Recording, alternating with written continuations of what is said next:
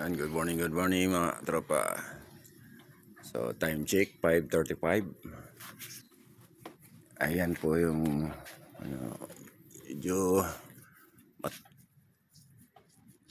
di man na sira ang ating dito, parang bubong na trapal.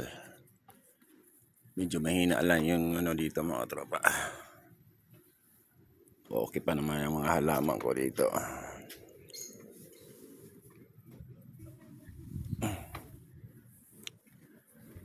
Ayan yung update sa bagyong Juan. Yung aking malimbing ay kawawa.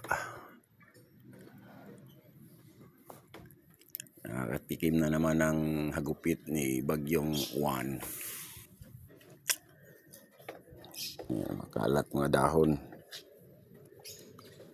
Okay, thanks for watching. Please like, comment, and subscribe na rin. And don't forget to share.